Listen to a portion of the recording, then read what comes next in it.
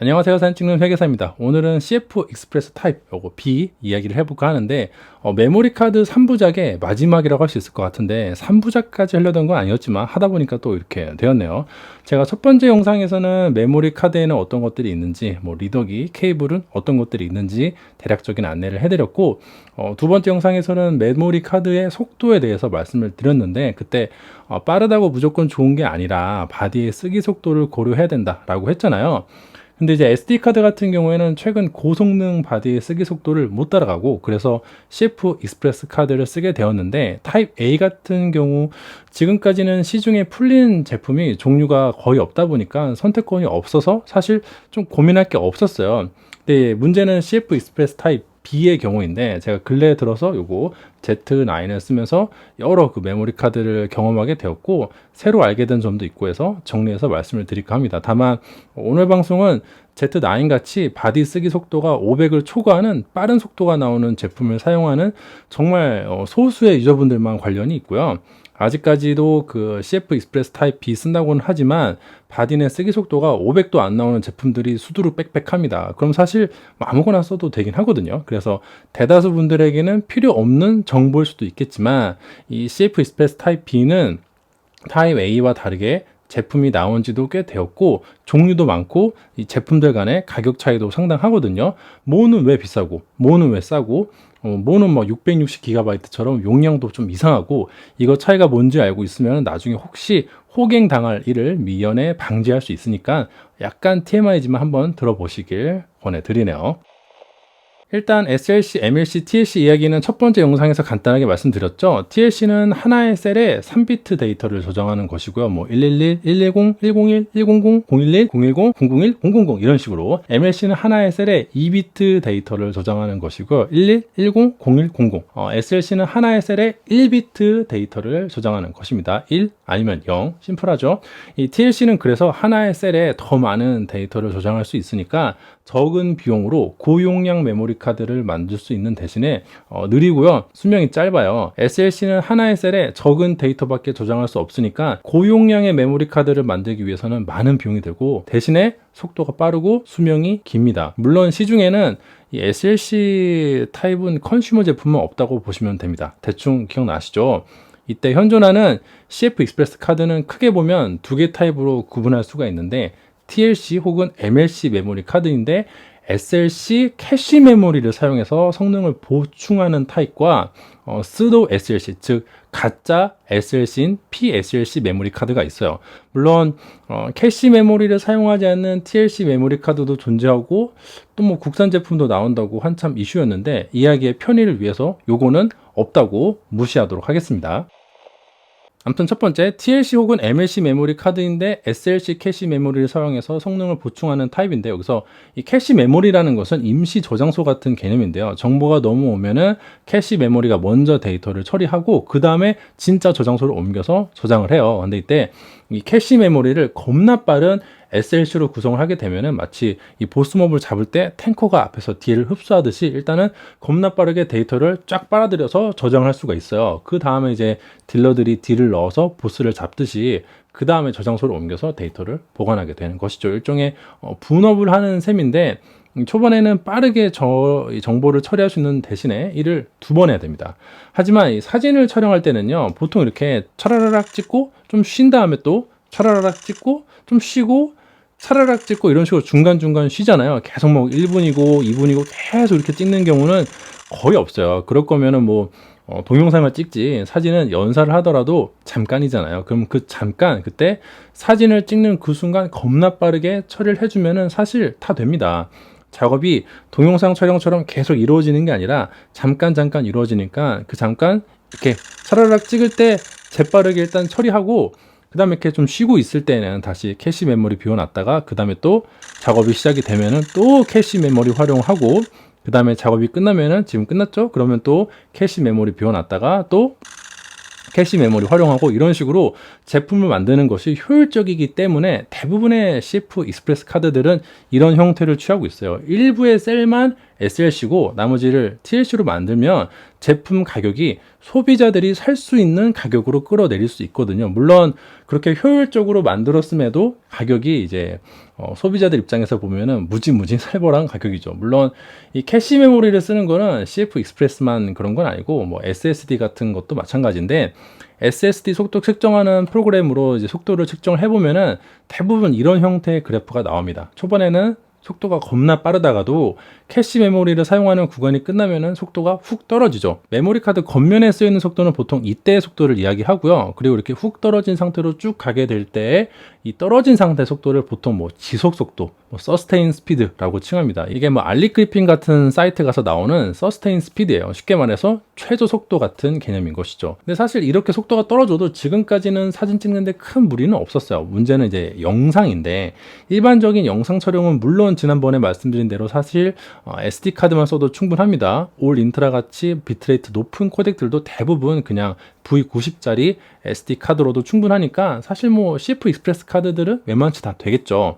심지어 제가 예전에 사용했던 캐논 R5 같은 경우는 이 8K 로우를 촬영할 때 대략 초당 한 300MB 정도 처리를 해주면 되는데, 이 정도는 지속시간이 초당 300MB 때 샌디스크 익스트림 프로로도 녹화가 가능합니다. 그래서 제가 첫 번째 영상 찍을 때 많이 다양한 종류의 메모리 카드 사용하지 않아서 잘 모르긴 하지만은 샌디스크 익스트림 프로 뭐 512GB짜리 사용했었고 전혀 불만이 없었다고 한 것이죠. 이 알리 그리핀에서는 생략되었는데 512GB는 300MB 후반대가 나온다고 제가 알고 있거든요. 뭐 그 정도면 충분했던 것이죠. 그러나 Z9 정도 되면은 이제 8.3K 60p N로우 촬영할 수가 있거든요. 이거는 대략 초당 한 700MB 정도 처리를 해내야 하기 때문에 이야기가 완전 달라집니다. 그래서 나온 것이 PSLC 타입의 메모리 카드입니다.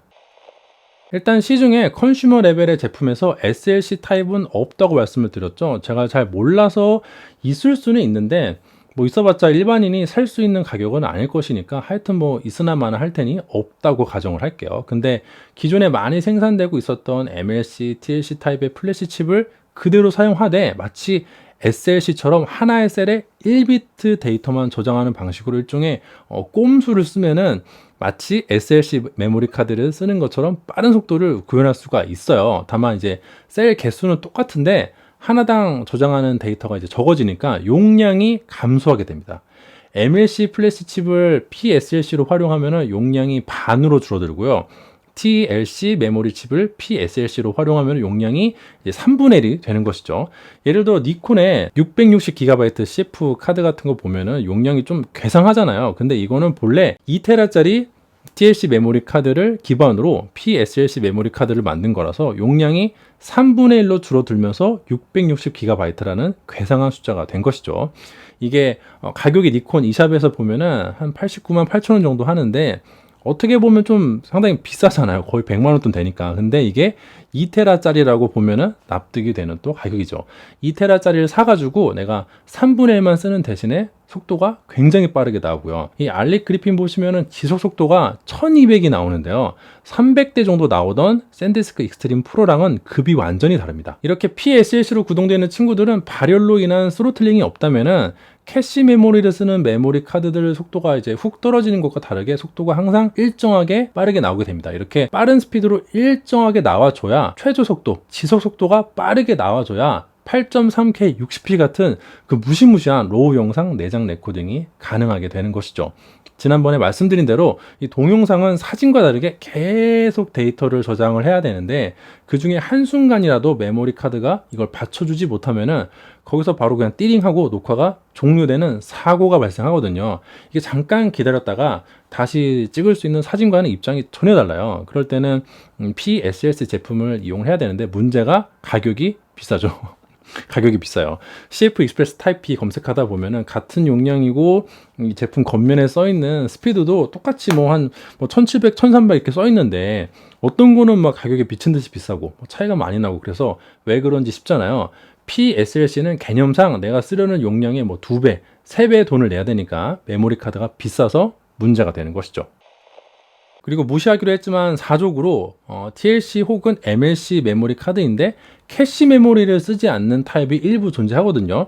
이게 캐시 메모리를 쓰면은 초반 대응은 빠르지만 이중 작업을 해야 된다는 단점이 있어요. 캐시에 먼저 기록을 하고 그 다음에 이제 진짜 저장소로 옮기는 작업을 해야 되니까요. 근데 이 작업을 생략한 TLC, MLC 메모리 카드들이 존재하는데 이러면은 최고 속도는 캐시를 쓸 때보다는 못하지만은 작업을 한 번만 해도 되니까 지속 능력은 꽤 올라가게 됩니다. 대표적인 게 이제 엔젤보드 같은 것들인데 검색을 해보면은 다른 메모리 카드들은 뭐 쓰기 속도가 1200, 1400 이러는데 엔젤보드는 한 800대 정도 하거든요. 근데 이게 안 좋은 게 아니라 알릭 그리핀 자료 보시면은 지속 능력이 796MB 정도로 진짜 꽤나 높은 편이에요. 이 캐시를 쓰는 타입과 PLCS의 뭐 한 중간 정도 속도가 나옵니다. 다만 이제 이런 유형의 메모리 카드는 캐시를 쓰는 타입보다는 지속 능력은 높아서 영상을 촬영하는 경우에는 좋지만 초반 대응이 떨어지므로 잠깐 차라락 촬영하는 사진에는 좀 비효율적이에요. 그래서 이게 꼭 좋다고만 할 수도 없어요. 나쁜 것도 아니고요.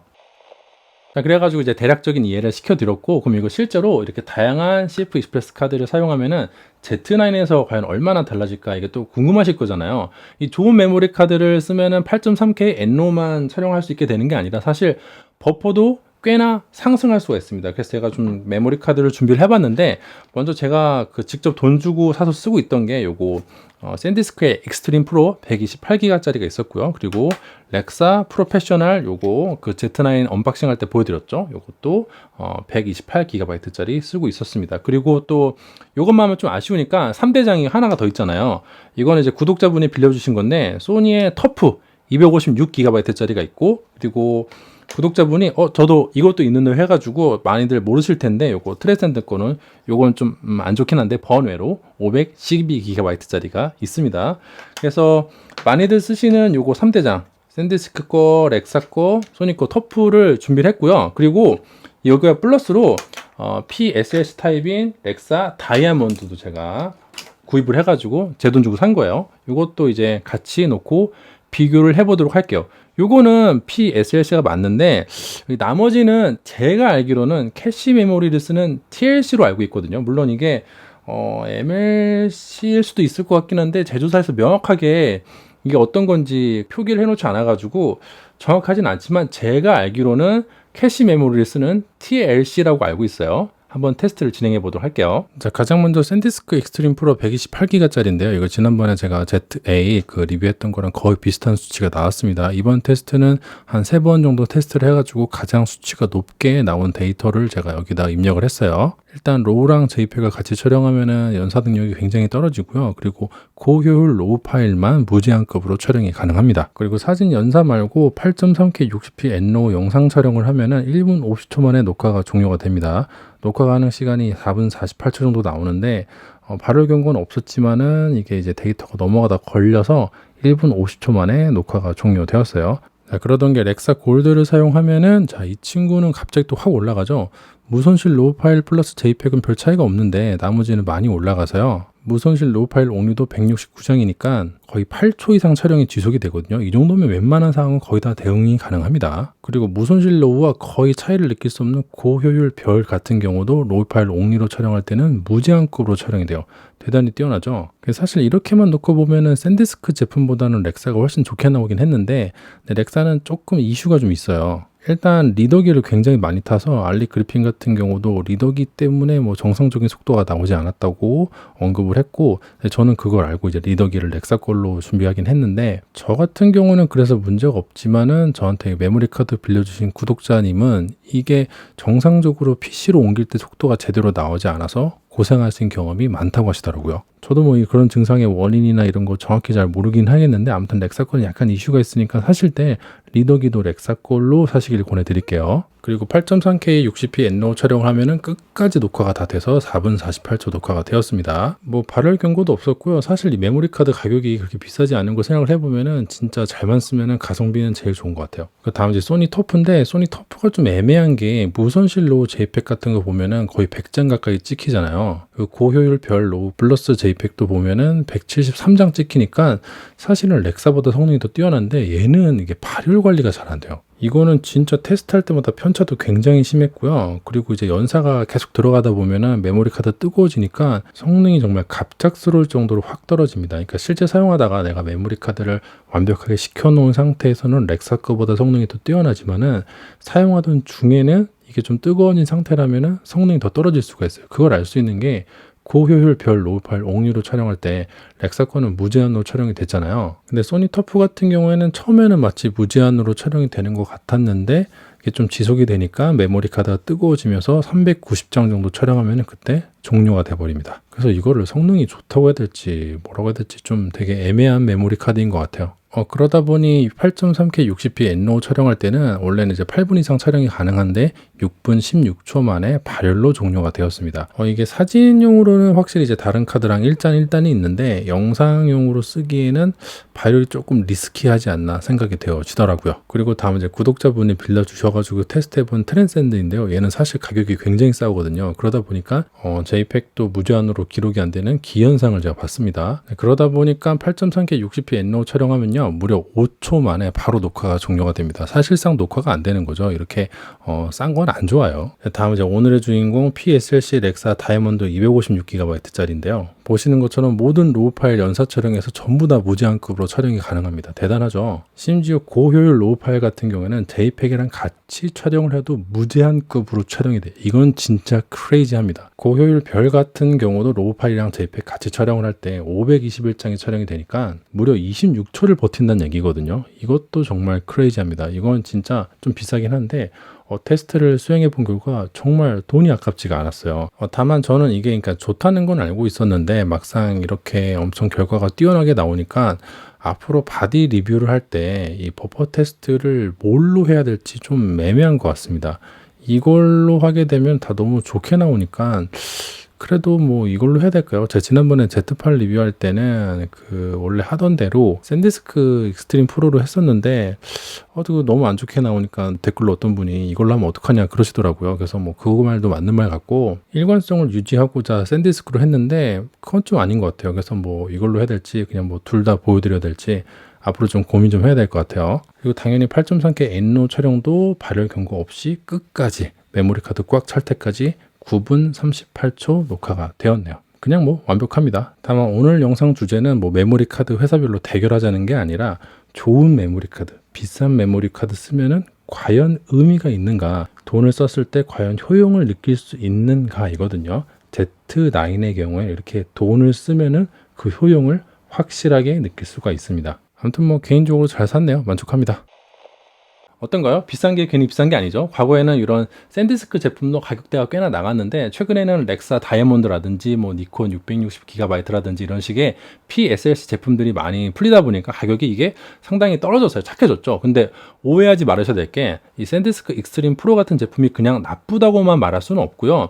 얘는 사실 굉장히 초창기에 출시된 제품으로 나름 그때는 제일 빨랐고 Z9 같은 제품 외에 현존하는 대부분의 이 카메라 제품들을 충분히 커버할 수가 있어요. 예를 들어 여러분이 뭐 캐논 R5 같은 거 사용하신다면은 굳이 이렇게 비싼 렉사 다이아몬드 같은 제품을 사실 필요가 저는 거의 없다고 생각을 합니다. 애당초 그 바디의 쓰기 속도도 대단히 빠른 것도 아니고 이게 한 2배 이상 비싼데 그 효용을 제대로 느낄 수가 없어요. 돈은 더 쓰는데 뭐 달라지는 게 없고 제가 직접 사용해 보진 않았지만 캐논 R3도 화소가 낮기 때문에 아마 이렇게 렉사 다이아몬드 같은 거 사도 별 효용이 없을 것 같습니다. 즉 이렇게 샌디스크 같은 제품이 있어야 내가 어떻게 보면 좀 덤탱이 쓰지 않고 합리적으로 메모리 카드를 구입할 수가 있는 것입니다. 지금 CF 익스프레스 타입 A 제품이 딱 그 상태인데 지금 시장에 그나마 제대로 풀린 게 소니 터프랑 렉사 제품들인데 얘네들 모두 다 VPG 400, 즉 최저 속도 400MB급의 최상급 제품들이라 가격이 비싸죠.